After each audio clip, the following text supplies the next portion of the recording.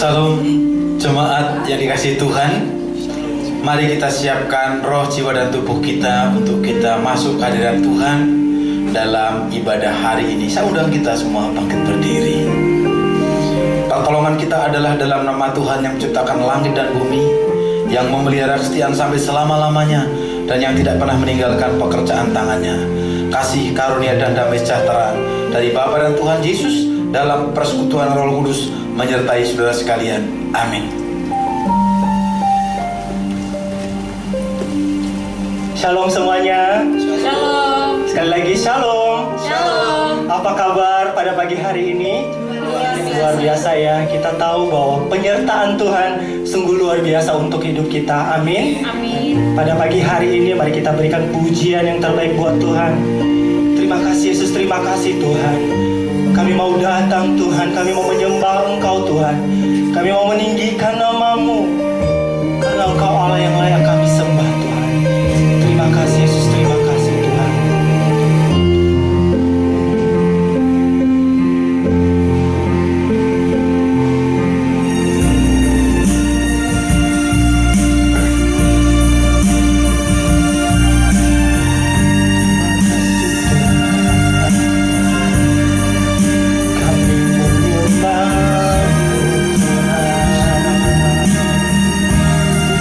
Kami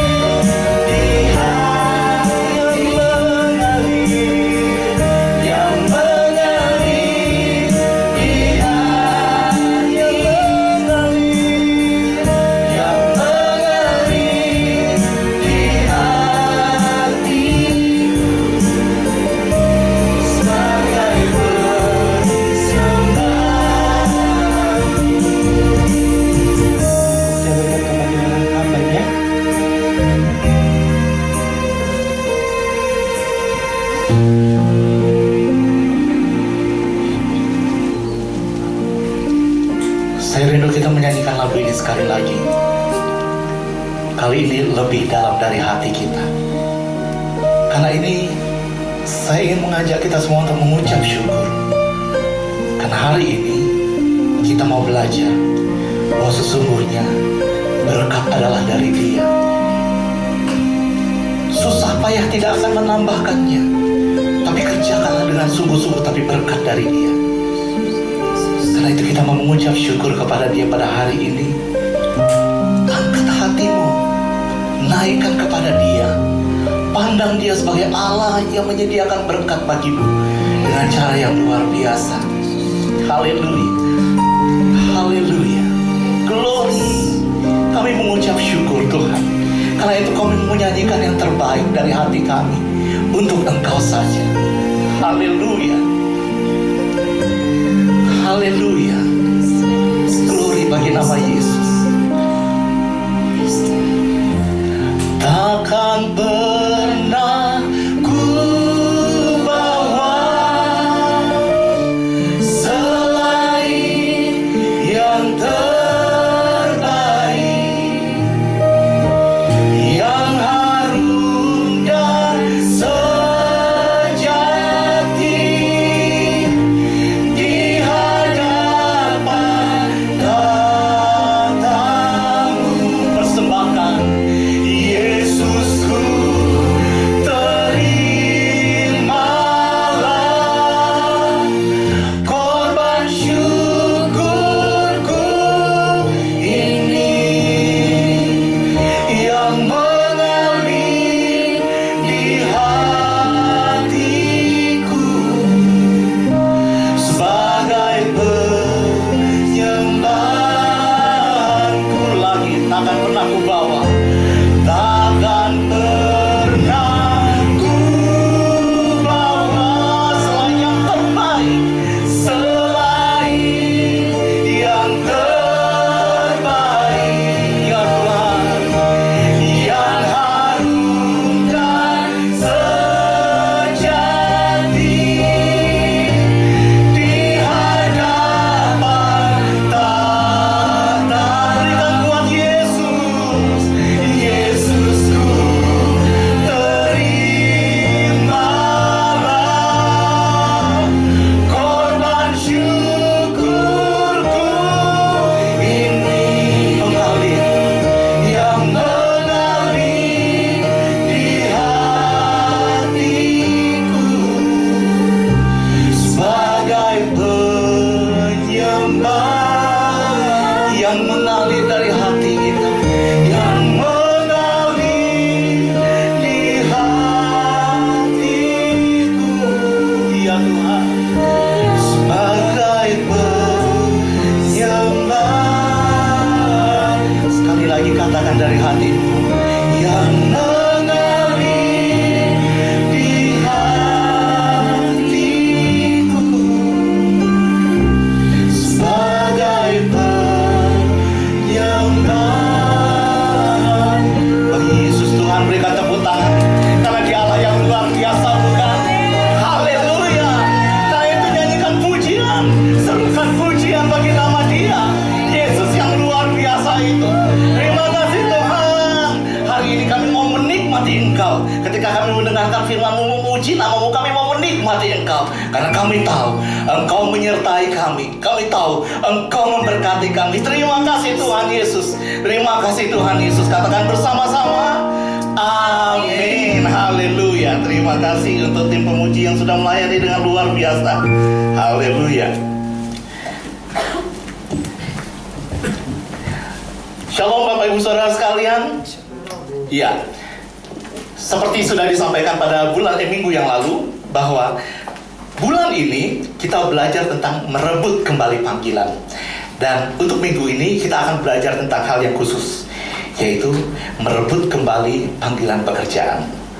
Nah, Bapak Ibu Saudara sekalian, kalau kita melihat dari bahasa aslinya, bekerja menggunakan kata avoda. Nah, uniknya lagi bahwa kata avoda ini juga dipakai untuk arti menyembah, mempersembahkan. sacrifice. Jadi bekerja, avoda, juga dipakai dalam arti menyembah, sacrifice. Nah, dalam bahasa Ibrani dikatakan avoda, kemudian bergeser ke area Arab, kata itu bergeser lagi ke Indonesia menjadi kata ibadah. Ya, avoda, kemudian bergeser bentuk ucapannya di Indonesia menjadi ibadah. Jadi kalau kita berbicara tentang bekerja yang aslinya tertulis avoda, sebetulnya tidak beda jauh dengan waktu kita menyebutkan kata ibadah. Nah, avoda, ibadah yang artinya hal yang rohani. Kalau mungkin sebagian dari kita berkata bahwa ibadah itu sesuatu yang rohani. Bekerja itu mungkin dibagi dua. Ada yang berkata bekerja di ladang sekuler, ada yang bekerja di ladang rohani. Yang rohani itu bekerja mungkin di lingkungan gereja atau lingkungan rohani, bekerja secara rohani. Ada yang juga mengatakan bekerja di lingkungan sekuler, tidak ada hubungannya dengan gereja, tidak ada hubungannya dengan hal-hal rohani. Tapi hari ini kita mau mematahkan istilah itu, maksudnya pengertian itu. Karena avoda, bekerja, sesungguhnya adalah ibadah. Ya, sesungguhnya adalah ibadah. Nah, Bapak Ibu Saudara sekalian, minggu ini kita akan belajar dari apa yang terjadi pada Ishak. Ya, pada Ishak, anak Abraham, bapaknya Yakub. Ya, nah, ceritanya adalah pada saat terjadi bencana kelaparan. Kalau sekarang namanya pandemi karena penyakit. Tapi waktu itu bencana kelaparan. Terjadi bencana kelaparan pada masa Ishak. Pada masa Abraham pernah juga terjadi bencana kelaparan. Pada waktu itu bergeserlah Abraham ke area Mesir. Tetapi pada waktu ini Ishak berpikir, saya harus mencari tempat yang aman. Aman dalam arti, kalau saya kesusahan, saya mudah mendapatkan pertolongan. Kemudian, Ishak yang waktu itu ada di sekitar tanah perjanjian, bergeser ke area yang namanya Gerar. Di situ ada Abimelekh. Dia mendekat ke area sana dengan harapan bahwa dia akan mendapatkan pertolongan jika terjadi sesuatu lebih mudah. Nah, ceritanya berlanjut. Ketika Abimelekh melihat betapa cantiknya Ribka, dia tidak tahu bahwa itu adalah istrinya Ishak. Kemudian dia bertanya juga kepada Ishak, tapi Ishak takut sama seperti Abraham. Ketika berada di Mesir, dia takut mengakui Sarai adalah istrinya. Dia mengakui itu saudaranya. Dan akhirnya sama seperti waktu terjadi di Mesir juga, Abimelekh ini naksir kepada Ribka dan berharap akan meminang Ribka. Nah, ternyata Tuhan memberikan pertolongan. Tuhan membuat Abimelekh melihat suatu saat si Ribka berjumpa dengan si Ishak. Dan taulah Abimelekh bahwa ini istrinya, bukan saudaranya, ini istrinya. Kemudian ditegurlah Ishak. Ya. Nah, pada waktu itu Ishak berada di sekitar Abimelekh ya, di Gerar, di tanah orang Filistin. Masih bencana kelaparan. Bencana kelaparan artinya sangat sedikit sumber makanan. Kenapa sangat sedikit sumber makanan? Karena ada kekeringan. Orang menanam tidak berhasil. Orang menanam mungkin hasilnya tidak maksimal, atau mungkin tidak menghasilkan sama sekali. Jadi kekurangan makanan pada waktu itu. Tapi Ishak menabur dan memperoleh sesuatu. Itu yang akan kita bahas pada hari ini. Ishak menabur dan memperoleh sesuatu. Kemudian ia menjadi sangat kaya. Kemudian dia diusir oleh Abimelekh. Jangan dekat-dekat, kamu terlalu kaya. Kemudian Ishak bergeser ke tempat yang lain, lebih menjauh. Di sana ia bertengkar dengan beberapa orang. Nanti akan saya ceritakan masalah-masalah yang dialami oleh Ishak. Naik turun masalahnya yang dialami oleh Ishak. Tapi yang mau kita baca bersama-sama adalah ini. Cerita ini diambil dari Kejadian 26 ayat 1 sampai 35.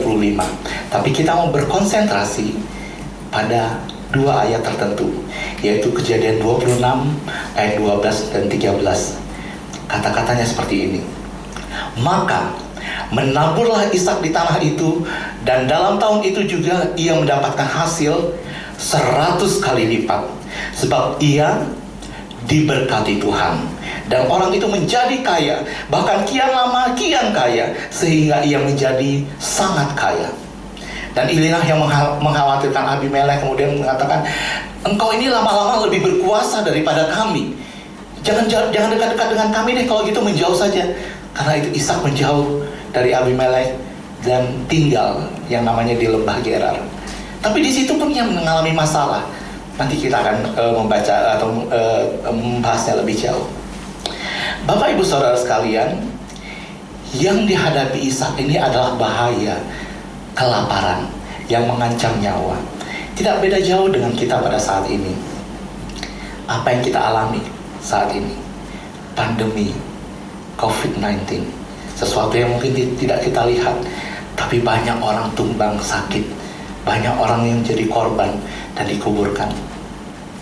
Tidak beda jauh. Tapi kita mau akan membahas hal ini dari apa yang terjadi pada Ishak. Dan saya ingin mengajak Bapak Ibu Saudara sekalian untuk merenungkan naik turunnya kehidupan Ishak. Perhatikan baik-baik. Pertama, apa yang terjadi pada Ishak? Masalah yang dihadapi, yaitu pada saat dia hidup muncul bahaya kelaparan. Sama seperti kita, masalah yang sedang kita hadapi. Hidup Ishak menurun. Kemudian dia mencari tempat aman di Gerar. Ya. Kemudian atas perintah Tuhan, pada waktu itu Tuhan berbicara kepada Ishak, jangan seperti bapakmu Abraham, kira-kira seperti itu. Tuhan berbicara kepada Ishak, jangan pergi ke Mesir. Maka dia menetap di Gerar. Jadi tidak seperti Abraham yang lari atau menyingkir ke Mesir untuk mendapatkan pertolongan di sana.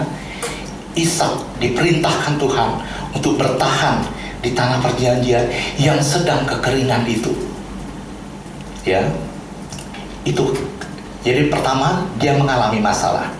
Kedua, ketika Tuhan perintahkan, dia taat. Ketiga, dia mengalami masalah lagi ketika Ribka hendak dipinang oleh Abimelek. Kemudian Tuhan mengatur sedemikian rupa supaya Abimelek dapat melihat bahwa Ribka itu adalah sungguhnya istrinya Ishak. Pertolongan yang dari Tuhan. Naik lagi kehidupan Ishak. Kemudian Ishak menabur. Ishak menabur dengan cara yang luar biasa. Kenapa saya katakan luar biasa? Pada waktu itu adalah masa kekeringan, tapi Ishak menabur juga. Pada waktu itu orang mungkin akan berpikir, engkau menabur sekian banyak mungkin tidak akan menghasilkan. Tapi Ishak menabur juga. Ishak taat, Ishak setia dengan apa yang dilakukan. Tuhan katakan tetap di situ, tetap di situ. Harus menghasilkan di situ, harus menghasilkan di situ. Dan Ishak menabur benih. Seperti pada waktu pujian penyembahan tadi, ketika akan masuk ke dalam firman Tuhan. Kenapa saya ingin mengajak Bapak Ibu Saudara sekalian mengucap syukur? Karena kuncinya di sini. Tahukah Bapak Ibu Saudara sekalian, satu benih itu jika ditanam di tanah yang kering, mungkin saja tidak menghasilkan. Tapi mengapa apa yang ditanam oleh Ishak menghasilkan 100 kali lipat? Padahal itu masa kekeringan. Setiap benih membutuhkan air yang cukup untuk dapat tumbuh. Setiap benih membutuhkan perawatan yang cukup untuk dapat tumbuh dengan baik. Kalau saja dalam keadaan biasa, mungkin akan menghasilkan, mungkin tidak akan maksimal. 1,5 atau 2 kali lipat dari yang ditaburkan saja sudah luar biasa. Tapi 100 kali lipat adalah sangat luar biasa. Kuncinya adalah karena ia diberkati oleh Tuhan. Benih itu benih yang umum, yang dipunyai juga oleh semua orang. Tapi berkat Tuhanlah yang membuat benih itu bertumbuh dengan luar biasa. Amin. Haleluya. Nah, pertolongan dari Tuhan luar biasa. Waktu dia menabur, menghasilkan 100 kali lipat. Dia menjadi kaya dan sangat kaya. Tapi kemudian dia mengalami masalah lagi, turun lagi. Karena apa? Abimelek nggak suka kalau ada orang yang terlalu kaya di dekat dia. Diusirlah Ishak. Akhirnya dia menyingkir ke lembah Gerar. Di lembah Gerar apakah dia sudah nyaman? Tidak juga. Sampai di lembah Gerar, gembala-gembala dia menggali tanah untuk mencari sumber air, menemukan sumur. Ada orang Filistin bertengkar dengan gembala-gembala dia. Mereka mengatakan, ini area kami, jadi ini air kami. Ya, orang-orang Filistin atau gembala-gembala Filistin itu mengklaim bahwa itu air dia. Akhirnya menyingkirlah Ishak ke tempat yang lain. Menggali lagi menemukan sumur, dan diklaim lagi oleh orang-orang yang ada di sana, ini sumur kami, ini air kami, karena ada di tanah kami. Kemudian menyingkir lagi Ishak. Jadi perjalanan Ishak ketika keluar dari area Abimelek menuju ke lembah Gerar itu bukan perjalanan yang mudah. Dia harus bertengkar dengan orang-orang di sekitar, menyingkir lagi, menjauhi, bertengkar dengan orang-orang sekitar, menyingkir, menjauhi lagi. Tapi kemudian dia menemukan satu mata air yang tidak menjadi pertengkaran di antara dia dengan orang-orang di sekitarnya, yaitu Rehobot. Disitulah dia bersyukur kepada Tuhan, dan Tuhan datang kepada dia. Tuhan datang kepada dia untuk mengingatkan kembali janji-janjinya kepada bapaknya Abraham. Saya melihat ini bukan hanya sekedar itu, tapi saya melihat ini sebagai pernyataan Tuhan. Engkau sudah menaati apa yang aku katakan. Jangan pergi ke Mesir seperti Abraham. Engkau sudah menaatinya. Karena itu aku mau mengulangi lagi janjiku yang aku nyatakan kepada Abraham. Ya. Jadi Tuhan menampakkan diri kepada Ishak untuk menyatakan bahwa keturunanmu akan sangat banyak. Keturunanmu akan sangat banyak, seperti janjinya kepada Abraham. Dan ketika itu, setelah dia bertemu dengan Tuhan, Ishak membangun mezbah dan memanggil nama Yahweh, memanggil nama Tuhan, dan dia bersyukur. Saya melihat pada kejadian ini paling tidak ada 4 tahap yang dihadapi oleh Ishak, yang mungkin juga kita hadapi pada saat-saat seperti ini. Pertama, Ishak menghadapi masalah. Ishak menghadapi masalah. Pertama, dia menghadapi masalah kelaparan. Sama seperti kita. Saat ini kita sedang mengalami masalah. Orang-orang yang mungkin masalahnya bukan hanya penyakit saja, tapi berimbas kepada hal-hal yang lain. Sebagian dari kita mungkin ada yang mengalami PHK. Mungkin sebagian dari kita harus dikurangi gajinya karena penghasilan dari perusahaan kita berkurang. Atau kita yang berbisnis mungkin penghasilannya tidak sebanyak yang dulu lagi. Dan seterusnya, yang membuat kita berpikir, ini masalah ini mungkin di luar dari kekuatan kita, di luar dari apa yang dapat kita tahu. Ishak pun mengalami hal yang sama. Itu yang pertama. Yang kedua, bahwa di situ ada perintah Tuhan dan Ishak taat. Tuhan memerintahkan jangan ke Mesir. Ishak taat. Tetap di tanah perjanjian ini. Ishak taat. Dan kita, apa yang dapat kita lakukan? Firman Tuhan yang kita baca. Apakah kita tetap taat? Apakah kita tetap setia untuk melayani dan seterusnya? Ya, itu yang kedua. Yang ketiga, bahwa ada pertolongan Tuhan kepada Ishak. Bapak ibu saudara sekalian, bagaimana Tuhan menumbuhkan benih-benih itu menjadi 100 kali lipat adalah pertolongan Tuhan yang luar biasa.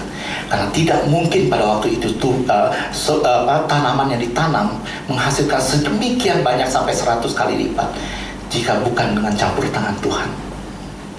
Yang keempat, apa yang dilakukan Ishak setelah mendapatkan semua pertolongan itu? Dia membangun mezbah dan memanggil nama Tuhan. Jika kita bercermin pada kehidupan Ishak dan membandingkan dengan apa yang kita alami pada masa-masa seperti ini, yang sedang kita soroti sekarang adalah bagaimana Ishak menabur pada masa-masa sulit. Sebagian dari kita mungkin ada yang mengalami atau di kantornya diberlakukan yang namanya WFH dan WFO. Mungkin sebagian dari kita, kantor saya termasuk yang memberlakukan itu. WFO adalah orang yang bekerja di kantor. WFH adalah orang yang bekerja di rumah. Tapi harus diakui, sebagian orang yang bekerja di rumah adalah orang yang memanfaatkan waktunya untuk leyeh-leyeh liburan ini saya tidak bekerja. Liburan ini mumpung saya dapat waktu untuk WFH, saya lebih banyak di rumah. Tidak usah repot-repot memikirkan pekerjaan kantor. Bukan itu yang diingini oleh Tuhan. Tuhan ingin kita tetap bekerja. Tahukah Bapak Ibu Saudara sekalian, Ishak punya alasan untuk tidak menabur benih yang dia punya. Kenapa? Pada waktu itu kekeringan kok. Harapan untuk mendapatkan hasil itu kecil. Ishak punya alasan untuk tidak menabur, untuk tidak mengerjakan sesuatu. Tetapi ia bekerja juga. Ingat seperti yang awal tadi kita bahas, avodah adalah ibadah. Dia bekerja, artinya dia melayani Tuhan, artinya dia menyembah Tuhan, artinya dia beribadah kepada Tuhan. Ishak tidak membiarkan dirinya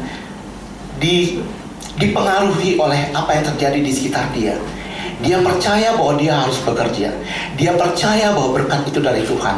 Dia akan bekerja dengan sungguh-sungguh. Pada masa-masa sulit seperti ini, mungkin kita akan bekerja juga. Tapi mungkin kita bekerja karena kita tahu tabungan kita berkurang, jadi kita berusaha bekerja dengan sedemikian rupa. Dan kita lupa bahwa berkat itu dari Tuhan. Jadi, jika kita sedang menghadapi masalah seperti ini, tetaplah bekerja seperti biasanya. Bekerjalah dengan sedemikian rupa, dengan mengingat bahwa berkat-berkat akan dicurahkan bagi Allah, oleh Allah bagimu. Jangan ragu, Tuhan kita luar biasa. Seperti saya bilang tadi, Ishak mengelola dirinya sedemikian supaya tidak terbatas oleh situasi yang ada di sekitar dia. Yang pertama. Yang kedua, Ishak menyadari bahwa Allahnya tidak terbatas.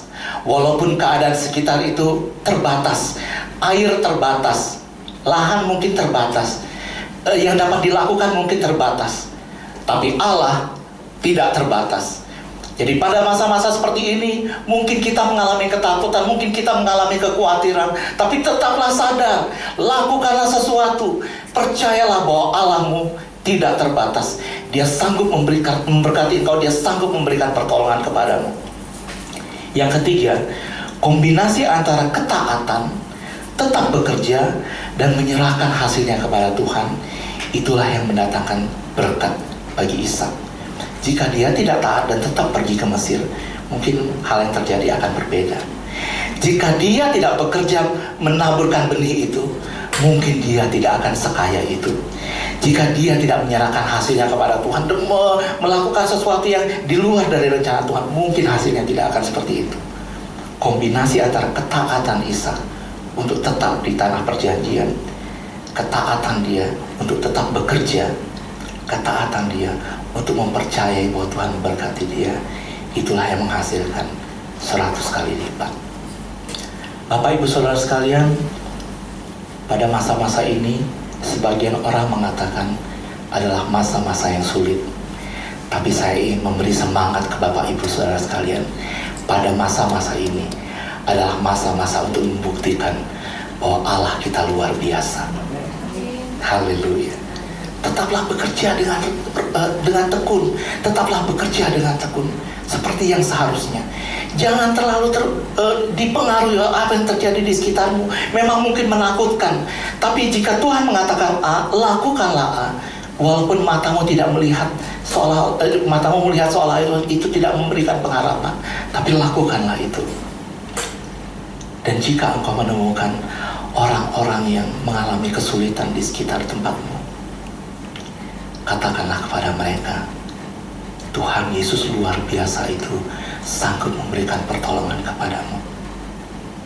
Karena dia sudah memberkati saya juga, dia akan memberkati engkau juga. Banyak orang sekarang sedang mengalami limbung dari pekerjaannya yang mungkin sudah mulai kurang penghasilannya. Mungkin ada yang tidak bekerja sama sekali. Saatnya memberi mereka pertolongan dengan mengencourage mereka, memberikan mereka kekuatan, menyatakan kepada mereka bahwa Yesus adalah Allah yang luar biasa, yang sanggup memberikan pertolongan. Tuhan Yesus memberkati.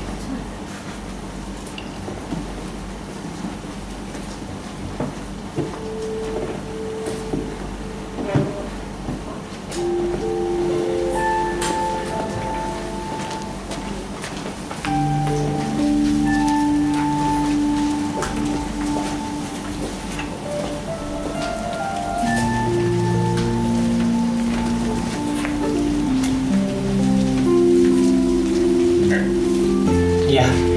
terima kasih kepada Bapak Diakon David yang sudah menyampaikan firman Tuhan pada hari ini. Biarlah Tuhan memakai Diakon David lebih luar biasa lagi. Oke, pengumuman untuk minggu depan bahwa kita tetap mengadakan ibadah secara online. Kemudian saya mengajak Bapak Ibu dan teman-teman youth untuk kita menabur melalui rekening BCA 4133989989 atas nama TPI GLS dan GIA GNR di 4133068689. Dan kita juga ada kabar gembira, yaitu bahwa telah dilaksanakan pemberkatan nikah pada hari Sabtu 10 Oktober 2020 atas pasangan Bapak Stefan dan Ibu Asmi sekarang ya. Tuhan memberkati rumah tangga yang baru. Selamat buat Ko Stefan dan Ci Asmi. Tuhan Yesus memberkati. Oke, Bapak Ibu, kita akan mengakhiri ibadah kita. Saya minta Bapak Gembala untuk doa penutup. Selamat menempuh hidup baru untuk Pak Stefan dan Ibu Asmi. Hidup baru hidup. Amin. Mari kita akan akhiri ibadah kita. Saya undang sekali lagi kita bangkit berdiri. Kita mengucap syukur kepada Tuhan. Bapa, terima kasih hari ini Tuhan sudah berbicara kepada kami. Hidup kami bukan ditentukan oleh situasi dan kondisi, tapi hidup kami ditentukan oleh kemurahan Tuhan, anugerah Tuhan di dalam ketaatan iman kami. Kami akan belajar dari apa yang dilakukan Ishak. Dia menabur di tanah yang kering dan Tuhan memberkati 100 kali lipat untuk dia menuai. Hari ini kami semua menghadapi masa-masa yang sulit. Apa yang kami dengar ya Tuhan, mampukan untuk kami melakukan sehingga berkat-berkat itu datang kepada kami dan menjadi bagian kami. Bagian kami adalah mendengar dan melakukan. Bagian Tuhan adalah memberkati kami. Terpujilah nama Tuhan, karena kami punya Gembala yang agung yang tidak pernah membiarkan kami. Sebentar kami akan melanjutkan kegiatan kami. Biarlah penyertaan Tuhan itu cukup bagi kami. Terima kasih Tuhan Yesus. Layakkan kami menerima berkat-Mu. Itulah sebabnya kami buka hati kami. Kami angkat tangan kami. Dan mari Tuhan memberkati jemaat Tuhan. Bapak Ibu Saudara, siapkan hati saudara untuk menerima berkat-Nya. Tuhan memberkati-Mu dan Tuhan melindungi-Mu. Tuhan menyinari-Mu dengan wajah-Nya dan Tuhan memberikan-Mu kasih karunia. Tuhan menghadapkan wajah-Nya kepadamu dan Tuhan memberikan-Mu damai sejahtera. Terimalah berkat-Nya dalam nama Bapa, Putra dan Roh Kudus, nama di atas segala nama, dalam nama Tuhan Yesus Kristus. Amin.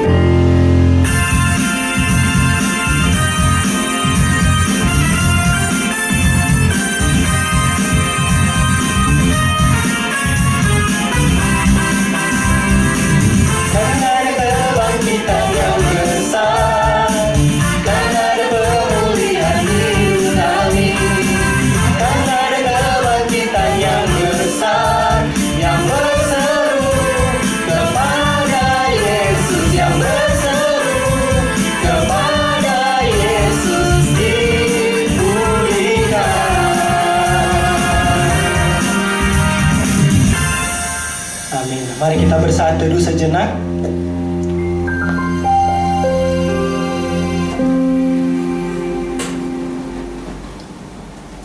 Amin. Ibadah telah selesai. Tuhan Yesus memberkati.